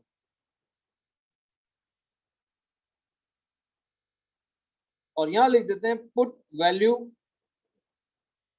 of A plus B and A B in 1। A plus B और ए बी का वैल्यू आप 1 में पुट कर दें, ये ए प्लस बी है और ये ए बी है, इसका इन दोनों का ये वैल्यू जो है ये आप 1 में पुट कर दें। जैसे ही आप 1 में पुट करेंगे ये बनेगा h equal to 2ab, A B की जगह रखोगे जी स्क्वायर और a प्लस बी की जगह रखोगे 2 कैपिटल ए। तो देखिए यहां से क्या रिलेशन डेवलप हो रहा है, G square equal to A H. इसका मतलब ये रिलेशन यहां पर हमारे पास में बन रहा है किसके लिए, ये है so A G H always in A GP. ये जीपी का ही तो रिलेशन है, एक नंबर का स्क्वायर दो नंबर का प्रोडक्ट का मतलब क्या होता है कि वो तीनों नंबर्स किसके अंदर आ रहे हैं, जीपी के अंदर आ रहे हैं। सही है, तो ये बात ध्यान रखना। अच्छा, अब यहां पर बात करते हैं, ये तो सिर्फ अभी इसने बताया दो नंबर्स के लिए, दो नंबर्स के लिए ऐसा रिलेशन है। अगर दो से ज्यादा नंबर्स होते हैं उनके मीन अगर हम निकालते हैं, जैसे 5 नंबर दिए हुए हैं, उन 5 नंबर्स का, अभी तो दो नंबर्स की बात कर रहे थे, मैं कह रहा हूँ 5 नंबर दिए, 5 नंबर का अर्थमेटिकल मीन, ज्योमेट्रिकल मीन और हार्मोनिकल मीन निकालें तो क्या उसमें भी ऐसा ही रिलेशन होगा? बिल्कुल सही है। देखो आप यहाँ पर एन नंबर्स हैं, एन नंबर्स है, उनका अर्थमेटिकल मीन, ज्योमेट्रिकल मीन और हार्मोनिकल मीन, इन तीनों में भी वही रिलेशन होगा, G square equal to A H का। लेकिन यहाँ पर एक शर्त है, वो शर्त क्या है यहाँ पर कि वो सारे नंबर जीपी के अंदर होने चाहिए। यहाँ तो दो नंबर से दो नंबर की तो किसी में भी हो सकते हैं, उससे उससे कोई मतलब ही नहीं है। लेकिन अगर दो से ज्यादा नंबर हैं तो वो जीपी के अंदर होने चाहिए। अगर वो जीपी में है, अगर दो वो सारे नंबर जीपी में हैं, तो उनका अर्थमेटिकल, ज्योमेट्रिकल और हार्मोनिकल मीन में रिलेशन ये आएगा, जी स्क्वायर इक्वल टू एच। इसको भी मैं प्रूव करके यहाँ पर बता रहा हूँ अभी आपको, ठीक है, इसका प्रूफ अभी बता रहा हूँ। ये रहा आपके पास में इसका प्रूफ, इसका प्रूफ ये रहा। ये एन नंबर्स हैं यहाँ पर, ये आपको किसमें बोले गए हैं यहाँ पर, ये सारे एन नंबर्स किसके अंदर बताए गए हैं, जीपी के अंदर बताए गए हैं। क्लियर है? तो मैंने यहाँ पर जीपी के लिए नंबर ले लिए A R square, A R cube और A R power N minus one. अब इन एन नंबर्स का आप अर्थमेटिकल मीन निकालें, एक बार ज्योमेट्रिकल मीन निकालें और एक बार हार्मोनिकल मीन निकालें, उनके बीच में आपको रिलेशन यही नजर आएगा। अब ये पूरा कैलकुलेशन यहाँ पे बताया हुआ है, आप देखिए यहाँ पर कि ये जो जीएन है यहाँ पर ज्योमेट्रिकल मीन निकालें, इन सबका ज्योमेट्रिकल मीन क्या होता है, मैंने अभी आपको बताया था, एन नंबर्स का ज्योमेट्रिकल मीन का मतलब होता है उन सबका प्रोडक्ट और उसका होल पावर 1/n। तो इन सबका प्रोडक्ट करा, ये देखिए इन सबका प्रोडक्ट करा, होल पावर 1/n करा, ठीक है, इसको सॉल्व करा, सॉल्व करने से हमारे पास में ये रिलेशन स्टैब्लिश हो गया। अब इसी तरीके से मैं एन भी निकालूंगा और एच एन भी निकालूंगा। एन नंबर्स का अर्थमेटिकल मीन क्या होता है, एन नंबर्स का अर्थमेटिकल मीन मैंने क्या बताया था, उन सभी एन नंबर्स को ऐड करो और डिवाइडेड बाय क्या कर दो, उन सभी एन नंबर्स को ऐड करो और डिवाइडेड बाय क्या कर दो, एन कर दो। तो यहाँ पे देखिए एन में भी यही बताया गया, यहाँ पर ये रहा यह ए एन, ए एन में भी हमें यही बताया गया है यहाँ पर, ये ए एन है जिसमें इन सभी नंबर्स को ऐड करा, ये देखिए सबको ऐड करा और डिवाइडेड बाय एन कर दिया। अब यहाँ पर ये जीपी का फॉर्मूला लग जाएगा, ये जैसे ये एक जीपी है और जीपी का फॉर्मूला आपने अप्लाई करा और ये बन गया ए। सिमिलरली एच एन के लिए क्या बताया था, उन सभी नंबर्स को रेसिप्रोकल करके ऐड करेंगे, ये देखिए रेसिप्रोकल करके ऐड करा और ऊपर रखा एन, यही था एन नंबर्स का हार्मोनिकल मीन। इसको भी हमने सॉल्व करा, सॉल्व करके ये वैल्यू निकाल दी, ये निकाल, इन दोनों को आपको प्रोडक्ट करेंगे, इन दोनों का प्रोडक्ट करा, ये प्रोडक्ट कर दिया, प्रोडक्ट करके सॉल्व करोगे आपके पास में जीएन स्क्वायर आ जाएगा। प्रूव करके बताया हुआ है, आप इसको तसल्ली से देंगे इसकी कैलकुलेशन को, कहीं कुछ समझ में नहीं आता है पूछ लेना। प्रूफ सिर्फ आपकी सेटिस्फेक्शन के लिए, कहीं कुछ इससे ज्यादा काम नहीं आने वाला है आपके, ठीक है, प्रूफ से आपको कुछ नहीं मिलने वाला है, आपको बस ये याद रखने वाली बात है कि यहाँ पर जो रिलेशन दो नंबर के लिए था वही रिलेशन यहाँ पे एन नंबर्स के लिए भी होगा, लेकिन वो सारे एन नंबर्स किसके अंदर होने चाहिए, जीपी के अंदर होने चाहिए। ये बात इंपॉर्टेंट है, ये याद रखना जरूरी है हमारे लिए। वो सारे नंबर्स जीपी में होने चाहिए, तो जाकर के आपके पास में उन सभी में ज्योमेट्रिकल मीन का स्क्वायर और हार्मोनिकल मीन और अर्थमेटिकल मीन के प्रोडक्ट के बराबर होगा। क्लियर है?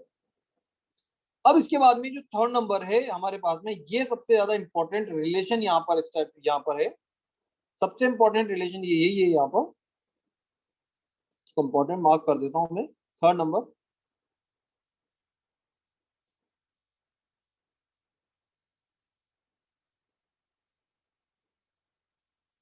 देखिए कैसे इसको कैसे प्रूव करते हैं, मैं यहाँ पे प्रूव कर रहा हूँ।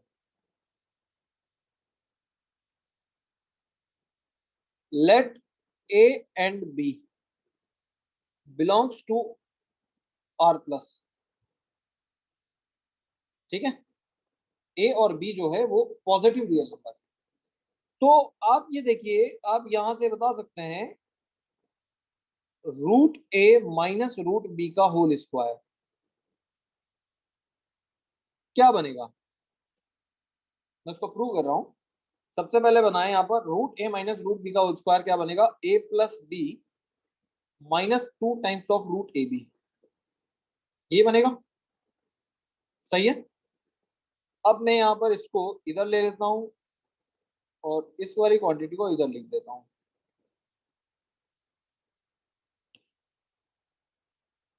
सही है। अब आप ये देखिए यहाँ पर, ये अंडर रूट है। आपको पता है क्या कि रूट वाला जो क्वांटिटी है ऑलवेज जीरो या जीरो से बड़ा होता है।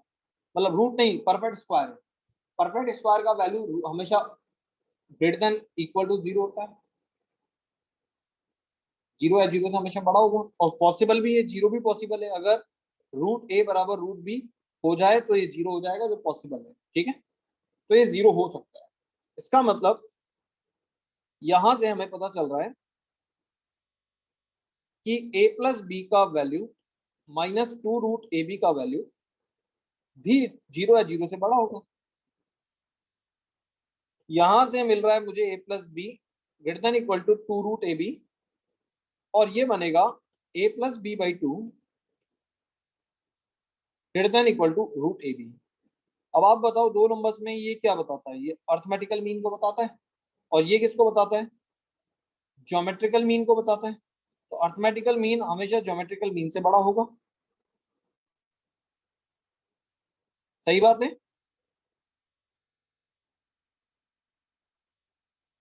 सही है। 1 नंबर।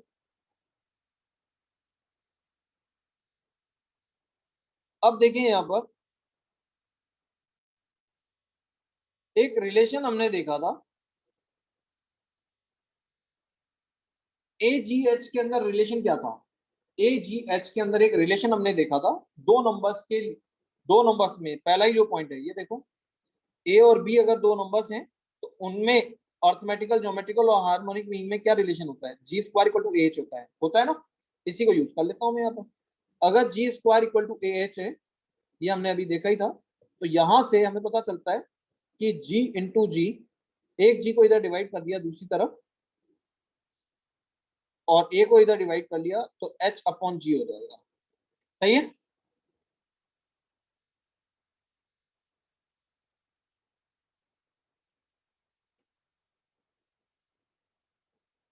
फ्रॉम वन, वन से हमने लिखा ए का value greater than equal to G है, इसको मैं लिख सकता हूँ A divided by G greater than equal to 1 हो जाएगा। सही है। ए डिवाइडेड बाय जी को यहाँ पे से निकाल करके लाए हम यहाँ से, ए डिवाइडेड बाय जी किसके बराबर होगा, ए डिवाइडेड बाय जी, ए में डिवाइडेड बाय जी करेंगे तो ये क्या हो जाएगा, जी अपॉन एच हो जाएगा। सही है। तो मैं इसकी जगह यहाँ पे रख दूंगा, ए अपॉन जी की जगह रखूंगा G upon H, G upon H greater than equal to कितना हो जाएगा 1, और ये हो जाएगा G greater than equal to H. ये आ गया, ये हो गया 2 नंबर। फ्रॉम 1 and 2,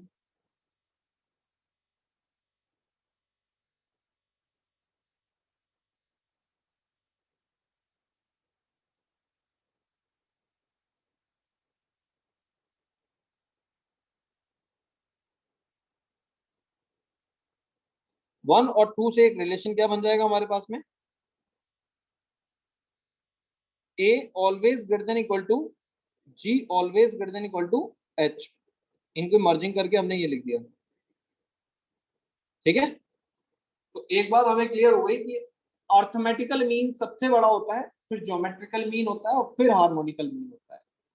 ठीक है। किसी भी नंबर्स का, किन्हीं भी नंबर्स के लिए, मैंने 2 नंबर्स के लिए प्रूव कराया, बट ये एन नंबर्स के लिए भी ट्रू होता है, ये एन नंबर्स के लिए भी ट्रू होता है। एन नंबर्स के लिए, एन पॉजिटिव नंबर्स के लिए, एन पॉजिटिव नंबर्स के लिए अगर N G N H N है, सबसे बड़ा अर्थमेटिकल मीन होता है, फिर उसके बाद ज्योमेट्रिकल मीन होता है, और फिर उसके बाद में हार्मोनिकल मीन होता है।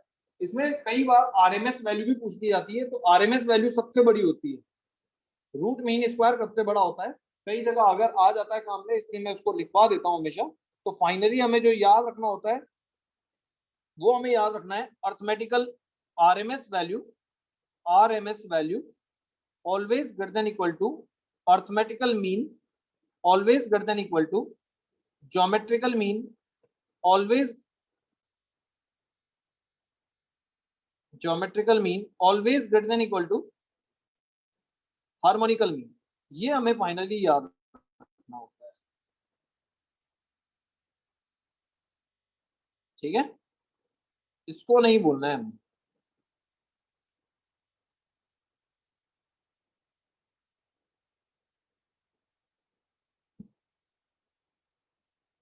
रिमेंबर,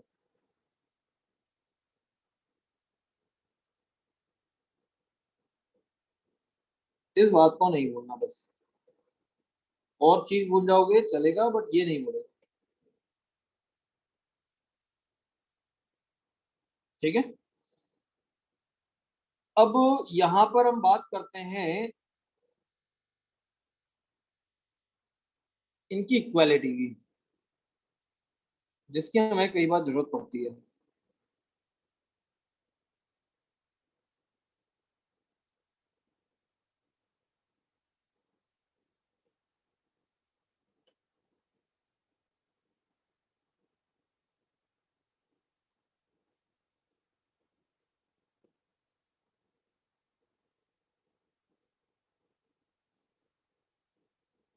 ये ध्यान रखना है यहाँ पर, इक्वालिटी यहाँ पे नोट डाल देता हूं मैं।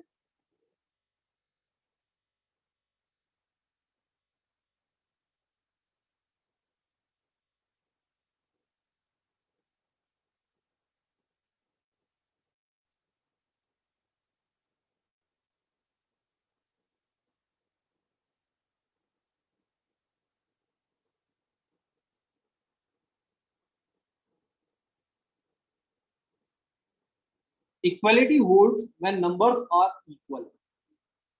अगर नंबर इक्वल हो गए तो ये आपके पास में इक्वालिटी होल्ड कर जाएगी। इसके लिए आप ये एग्जांपल देखिए कि अगर दो नंबर्स हैं ए एंड बी, तो इन दो नंबर्स के लिए आरएमएस सबसे बड़ा होता है, आरएमएस, फिर होता है अर्थमेटिकल मीन, फिर होता है ज्योमेट्रिकल मीन, और फिर होता है हार्मोनिकल मीन। इन सबको लिख देते हैं हम यहाँ पर। आरएमएस वैल्यू क्या होगा, A square plus B square divided by 2। Arithmetical mean क्या होगा, A plus B by 2। Geometrical mean क्या होगा, अंडर रूट ए बी। और हार्मोनिकल मीन क्या होगा, 2ab अपॉन ए प्लस बी। करेक्ट है, ये आए। अब यहाँ पर इफ इक्वालिटी कब हो पाएगी, जब नंबर्स बराबर आ जाए। अगर a बराबर b हो जाता है तो आप खुद देखिए क्या बनता है, आप खुद देखिए क्या बनेगा। ये बनेगा a square plus a square by 2, ये बनेगा a plus b a by 2, यहां बन जाएगा under root of a into a, ये बन जाएगा 2a into a upon A plus a. और फाइनली यहां पर ये क्या बन जाएगा, ये बनेगा a greater than equal to A greater than equal to A greater than equal to A. Equality holds.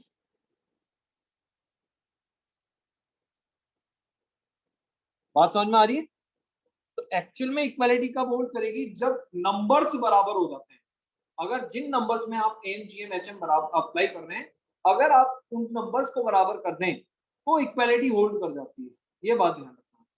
हमारे पास मैक्सिमम क्वेश्चन जो मिलेंगे आपको 95%, यू मान लो 99% क्वेश्चन आपको M greater than equal to GM पे मिलते हैं, ठीक है। एग्जाम में भी ज्यादातर आपके पास में इसी पर बेस्ड आता है। एग्जाम में अब तक क्वेश्चन अगर आए हैं तो इसी पर आए हैं और किसी पे नहीं पूछे गए। M greater than equal to GM पर ही क्वेश्चंस आते हैं। आपको ये याद रखना है, M greater than equal to GM है तो एम हमेशा जीएम से बड़ा है। अगर आपके पास में एम का अर्थमेटिकल मीन का मिनिमम वैल्यू पूछा जाता है तो किसके बराबर होगा, किसके बराबर होगा, अर्थमेटिकल मीन का मिनिमम वैल्यू किसके बराबर आएगा, ज्योमेट्रिकल मीन के, ठीक है।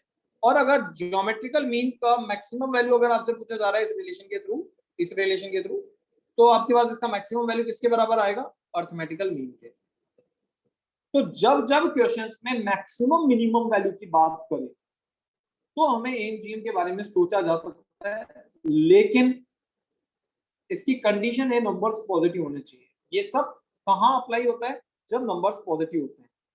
यहाँ दिया भी है नंबर्स पॉजिटिव होने चाहिए। एन नंबर जाएंगे अगर पॉजिटिव होंगे तो ही हम इसको अप्लाई कर पाएंगे। क्लियर है मेरी बात? समझ में आ रही है आपको?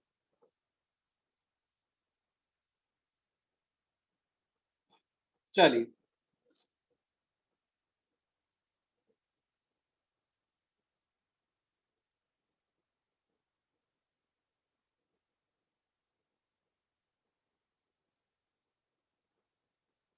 ये वाला तो रखना ही है पेज अपने को। ये आपको उसका प्रूफ मैंने समझाया था यहाँ पर, इसको एज इट इज रख देते हैं। चलिए, अब हमें ये प्रूव करना है।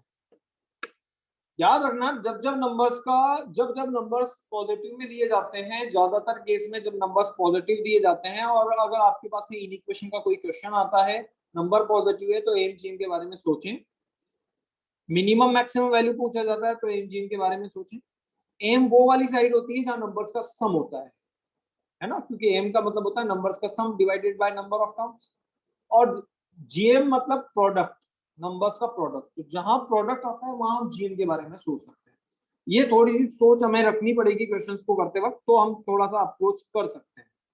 ठीक है,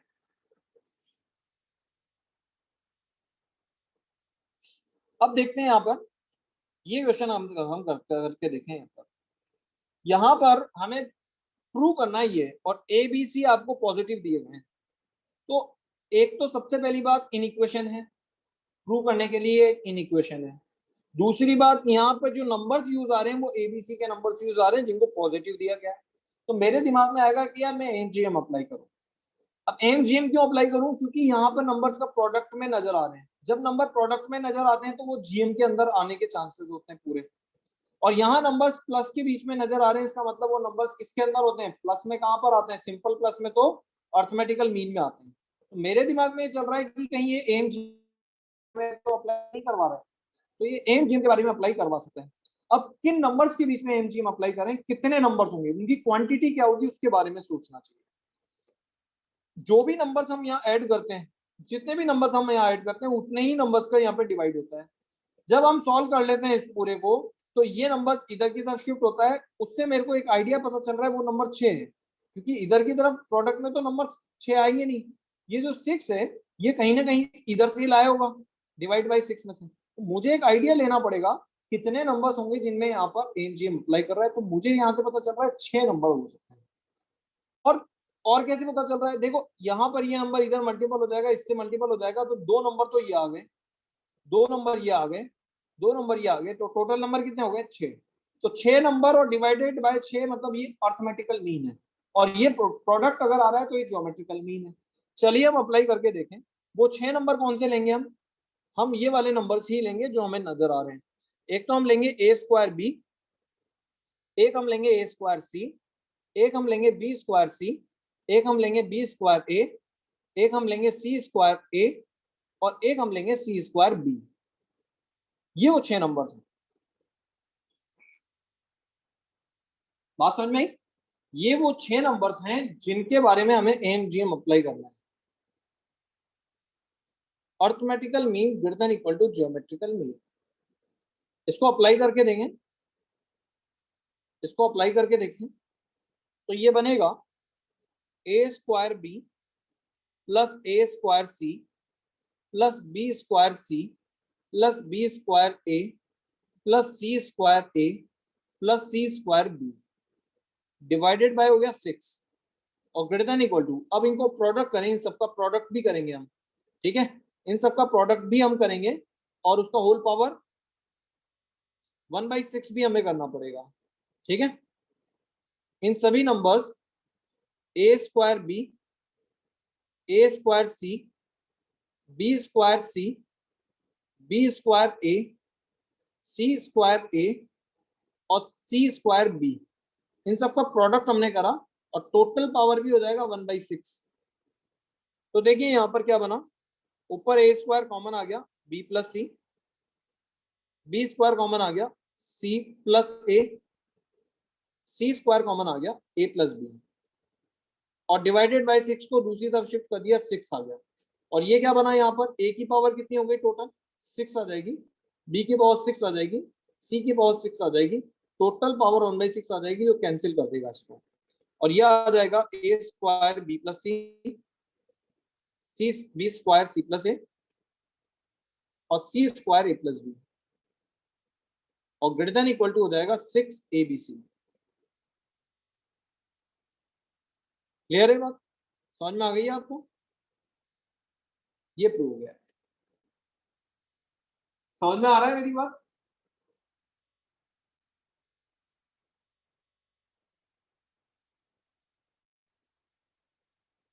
नहीं, ये थोड़ी बताया जाएगा, ए बी सी किसी में भी हो सकते हैं यहाँ तो, जो M greater than equal to GM जहां पे अप्लाई होता है ना, आप ये देखिए ये वाले में, इसमें कोई बाउंडेशन नहीं है, ये किसी भी नंबर, एन पॉजिटिव नंबर, कोई भी पॉजिटिव नंबर हो सकते हैं, इसको अप्लाई करने के लिए वो किसी में हो ऐसा जरूरी नहीं है, वो तो सिर्फ यहाँ पर है, सिर्फ यहाँ पर इस रिलेशन के लिए बताया जाता है। एन नंबर्स का में अगर G square equal to H होता है, तो वो सारे एन नंबर जीपी में होते हैं, उसके अलावा कहीं पे भी नहीं, उसके अलावा सब जगह पॉजिटिव रियल नंबर से कोई से भी नंबर हो सकते हैं। बात समझ में आई है मेरी? ये हमने कर दिया। चलिए अब आप ये क्वेश्चन करिए, जल्दी से करिए, और देखिए लेफ्ट साइड जो है वो प्लस की नजर आ रही है मेरे को, लेफ्ट साइड जो है वो प्लस की नजर आ रही है, इसका मतलब वो एम हो सकता है, लेकिन इसमें होल स्क्वायर दिया हुआ है, अर्थमेटिकल साइड में होल स्क्वायर नहीं आता है, सही बात है ना? तो कौन से नंबर्स होंगे जिनमें अप्लाई करें, ये होल स्क्वायर जो है ना यहाँ पर, ये होल स्क्वायर दिया हुआ है, ये यहाँ पर होना नहीं चाहिए था, क्योंकि अर्थमेटिकल मीन में होता है नंबर्स का सम और divided by number of terms, उसमें स्क्वायर या होल पावर नहीं होता, होल पावर। तो ये 2 पता है कहाँ से आया होगा, ये बेसिकली 2 आया होगा यहाँ से, इधर से, समझ में आ रही है बात, ये नंबर इधर से आया होगा, क्योंकि यहाँ पर 1 में पावर होती है, उसको उधर की तरफ शिफ्ट कर दिया होगा 2 में, ऐसा हो सकता है, मतलब सोच रहे हैं हम तो बस, ऐसा हो सकता है शायद। तो मुझे यहाँ पे वो 4 नंबर का सम है, तो मेरे को लग रहा है एक नंबर की क्वांटिटी 4 होनी चाहिए, क्योंकि 4 नंबर्स हैं, तो सीधे सीधे जो नंबर दिख रहे हैं हम उसी में अप्लाई करके देख लेते हैं एक बार, नहीं होगा तो फिर कुछ और सोचेंगे। आरएमएस नहीं होगा, आरएमएस नहीं होगा, आपने बिल्कुल बात सोच रहे हो कि सर आरएमएस होना चाहिए, तो आरएमएस में नंबर्स का होल स्क्वायर नहीं होता है, इंडिविजुअल स्क्वायर्स का सम होता है, यहाँ इंडिविजुअल स्क्वायर्स नहीं आ रहे कहीं पे भी, ठीक है। चलिए इन 4 नंबर्स में हम एमजीएम अप्लाई करके देख लेते हैं एक बार, नहीं आता है तो फिर कुछ और सोचेंगे। ए स्क्वायर पहले तो है ए क्यूब, ए स्क्वायर, ए और 1, इसमें arithmetical mean greater than equal to geometrical mean apply करें।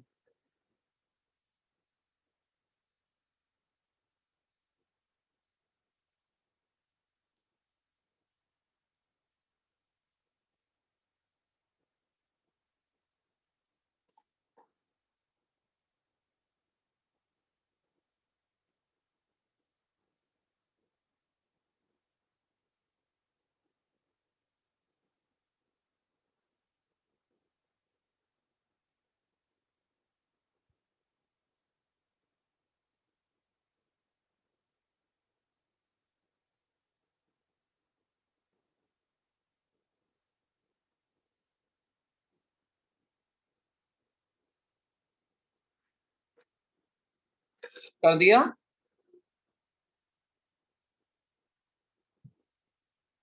ए cube plus a square plus a plus 1 divided by 4, ये देखो यहाँ पर greater than equal to a cube, a square और ए और 1, है ना? तो जब ये यहाँ पे ये जो स्क्वायर रहा होगा ना, तो बेसिकली ये 16 को भी अगर आप हटाओगे तो डिवाइड बाय 4 का स्क्वायर रहा होगा ये, है ना? इससे भी हमें पता चल रहा है कि यार 4 नंबर रहे होंगे, समझ में आ रही है? तो अब यहाँ से हमें ये आ रहा है कि ए क्यूब प्लस टोटल पावर 1/4 आएगा, ए cube a square plus a plus 1 power हो जाएगी डिवाइड बाय 4, यहाँ बनेगा ए पावर कितना, ए की पावर कितनी हो जाएगी यहाँ से,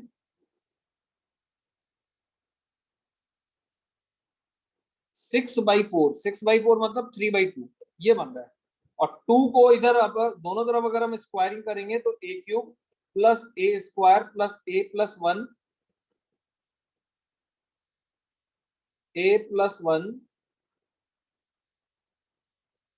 डिवाइडेड बाय 4 का होल स्क्वायर होगा और इधर a³ बनेगा। अब ये हमारे पास में प्रूव हो गया, ये a³ plus a² plus a+1।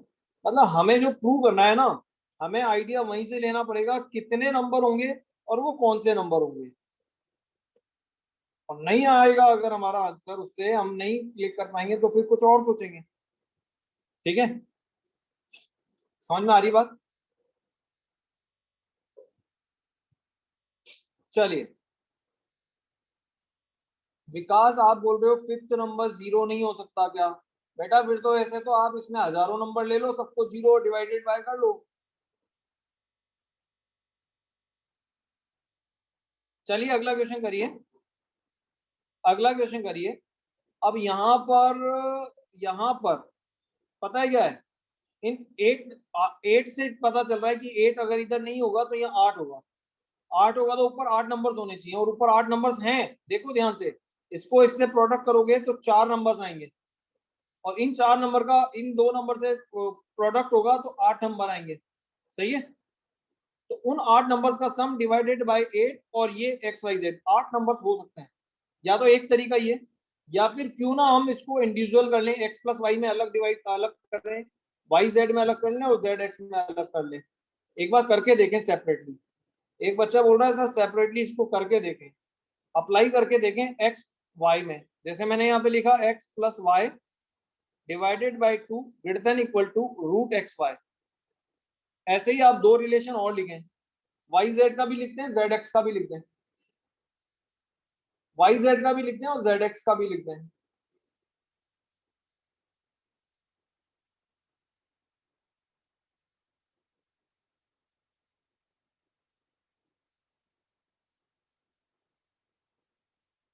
जल्दी से कंप्लीट करिएगा।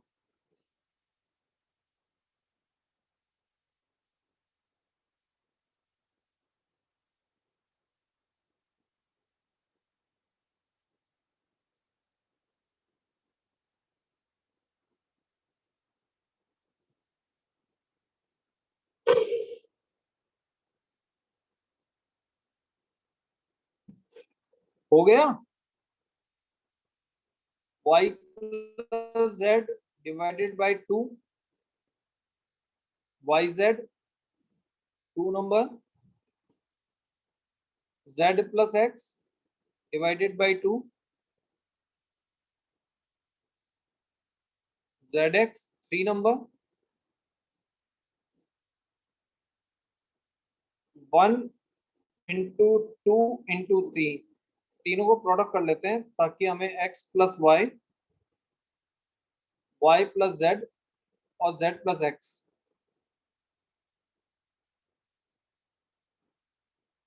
डिवाइडेड बाय आ जाएगा यहाँ से 2 इंटू 2 इंटू 2 8 आ जाएगा,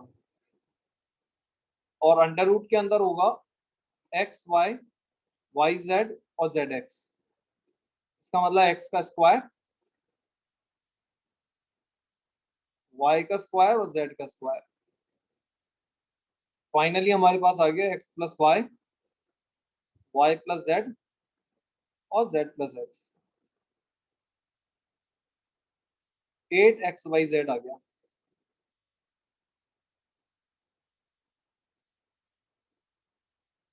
ठीक है,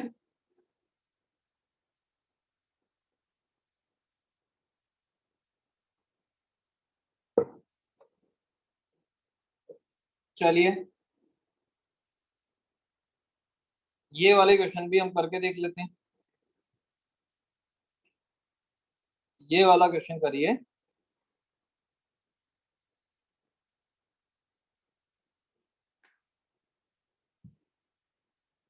x²yz। अब देखिए ये बड़ी अच्छी बात है, यहाँ पर हमें जो प्रूव करना है ना, हमें जो प्रूव करना है वो प्रूव करना है 1/64 ग्रेटर देन इक्वल टू होगा x² YZ के बराबर। ठीक है, एक्स स्क्वायर मतलब एक्स इंटू एक्स और वाई जेड। तो हमें यहाँ से क्या पता चल रहा है, ये प्रोडक्ट है, ये जीपी साइड होगी जीएम, और ये एम साइड होगा। तो नंबर्स का सम ऐसा होना चाहिए कि नंबर कितने होने चाहिए, पहले तो ये बताओ। इस साइड से तो मुझे कुछ भी पता नहीं चल रहा है, इस साइड से पता चलेगा कितने नंबर्स हैं। 4 नंबर के बारे में सोचा जा सकता है, सोचा जा सकता है। अब अगर आपने कहा कि नहीं सर हम तो 3 के बारे में ही सोचेंगे, एक कोई बच्चा बोल रहा है नहीं सर 3 के बारे में सोचें, मैं समझ गया वो क्या करना चाह रहा है। वो कहना चाह रहा है सर एक्स स्क्वायर है, ये एक क्वांटिटी और ये वाई जेड। चलो हमने अप्लाई करा x square plus y plus z. तो गलत करके देखना पड़ेगा हमें, जब तक गलत नहीं करेंगे तब तक सही नहीं आएगा। और डिवाइडेड बाय कितना होगा 3, और ग्रेटर देन इक्वल टू हो जाएगा एक्स स्क्वायर वाई जेड और होल पावर 1/3। इससे हमें ये तो मिल जाएगा एक्स स्क्वायर वाई जेड, लेकिन यहाँ नंबर का वैल्यू का सम नहीं कर पाएंगे क्योंकि x plus y plus z का वैल्यू 1 है। तो हमें नंबर ऐसे लेने हैं कि वो x plus y plus z बने। यहाँ पर x square plus y plus z बन रहा है, अब इसका वैल्यू नहीं रख पाओगे तो 1/64 कैसे लाओगे। अब नंबर तो हमने गलत लिए हैं, नंबर हमने गलत लिए हैं। नंबर कितने होने चाहिए थे, 4 नंबर होने चाहिए थे 4। हमने लिया x into y into z, इन 4 नंबर को लिया। 4 नंबर को लिया तो हमने अप्लाई करा x plus y plus z और डिवाइडेड बाय 4, और ग्रेटर देन इक्वल टू हो जाएगा x into y into z और टोटल पावर 1/4। चलो हमने ये अप्लाई करा, हमने ये अप्लाई करा। अब आप ये देखिए इसको अप्लाई करने से क्या होगा, हमारे पास ये तो मैच कर गया, ये तो मैच कर गया, हमारे पास में ये आ जाएगा। सही है, ये 1/4 जो है इसको आप हटाओगे और इधर होल पावर 4 भी लगा दोगे, तो ये 4 पावर 4 आ गया। पहली बात तो 4 पावर 4 जो है वो 64 नहीं होता यहाँ पर, और यहाँ पर x plus y plus z का 1 रख भी दोगे तो एक x बच जाएगा। ये गड़बड़ हो गई क्योंकि ये दोनों मिलकर के कितने हो रहे हैं, ये 2x हो रहा है। हमने इन दोनों को मिलाकर के क्या बोल देना है, हमने इन दोनों को मिलाकर के बोल देना है 2x है। तो अब इसका नंबर तो गड़बड़ हो गया हमारे पास में, ये तो x plus y plus z तो आया नहीं। हमारे पास जो नंबर थे ये x प्लस एक्स था। तो अब फिर से दोबारा सोचो, तो हमारे पास में कड़ी कहाँ पे अटक रही है, मतलब कहाँ हमारे पास में क्वेश्चन अटक रहा है। हमारे पास में क्वेश्चन अटक रहा है यार, ये जो x और x मिलकर के बेसिकली ये 2x हो रहा है। अगर ये x और x मिलकर के मेरे पास में x बन जाए तो मेरे पास ये x plus y plus z आ जाएगा। ये बात सही है, अगर x की दोनों क्वांटिटी मिलकर के मेरे को सिर्फ x बना दें तो मेरे से क्वेश्चन बन सकता है। तो x में इनमें क्या चेंज करूं, इनमें मैं क्या चेंज करूं कि ये दोनों मिलकर के x बन जाए। क्या चेंज करें, x प्लस एक्स को हम क्या चेंज करें कि वो x बन जाए। मेरे पास तेजी से जवाब आ रहा है सर x/2 और x/2 कर दो। अगर मैं x/2 और x/2 अगर कर देता हूं तो इससे मेरे पास में बात बन जाएगी। तो ये बनेगा x plus y plus z, और जिसका वैल्यू मैं रख दूंगा कितना, 1। इसका वैल्यू रख दूंगा मैं 1/4, और इस होल पावर 1/4 का हटाऊंगा तो यहाँ पे पावर 4 हो जाएगी, और ये हो जाएगा एक्स स्क्वायर वाई जेड, और यहाँ आ जाएगा 4। तो ये पावर 4 और ये एक 4 कैंसिल होगा, और इधर बन जाएगा यहाँ पर पावर 1/4 पावर 3 जो कि 64 आ गया। दिमाग के पार खुले थोड़े बहुत, समझ में आ रहा है किस तरीके से हम चीजों को अप्रोच कर रहे हैं। मतलब एक बार में अगर आप सोचते हो कि एक बार में इसको सर ने भी कर लिया, सर ने भी नहीं करा एक बार में कुछ नहीं होता, वो करके देखना पड़ता है। बात समझ में आ रही है।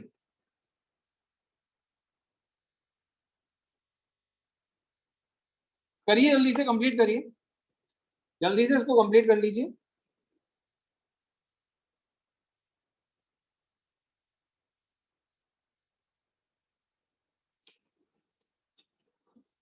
ये फर्स्ट नंबर क्वेश्चन था हमारे पास में, हम नंबर लेंगे x/2 y और z। AM greater than equal to GM apply करा,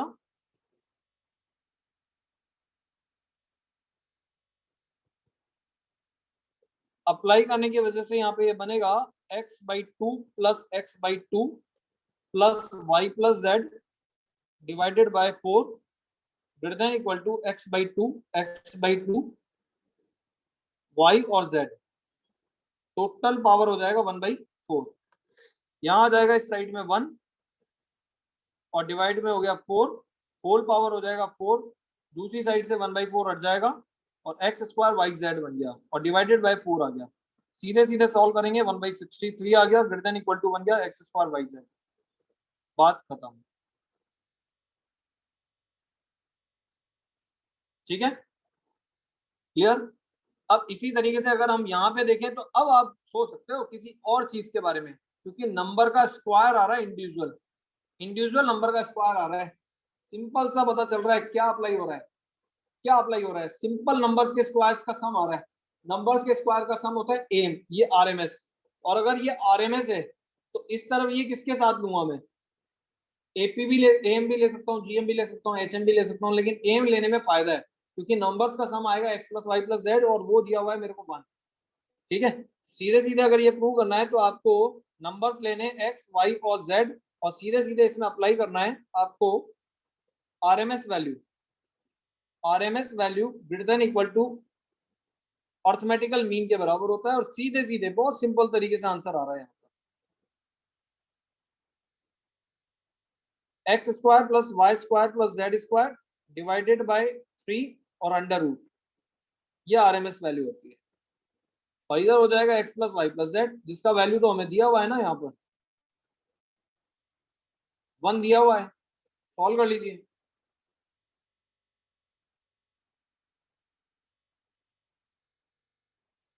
हाँ 64 कर देना इसको यार, ये 64 कर देना, 64।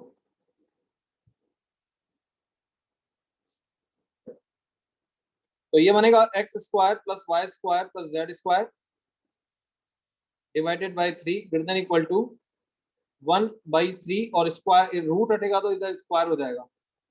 तो finally x square plus y square plus z square greater than equal to 1/3 आ गया। ठीक है, आरएमएस क्यों अप्लाई करा, क्योंकि नंबर्स के स्क्वायर्स का सम था ना यहाँ पर, आरएमएस का हिंट ही यही है, नंबर्स के स्क्वायर्स का सम नजर आएगा तो आरएमएस के बारे में सोचें। क्लियर। अब ये जो क्वेश्चन है ये आप होमवर्क में करें और सोचें कैसे करोगे, नेक्स्ट टर्न पे यहीं से ही बताऊंगा मैं आपको।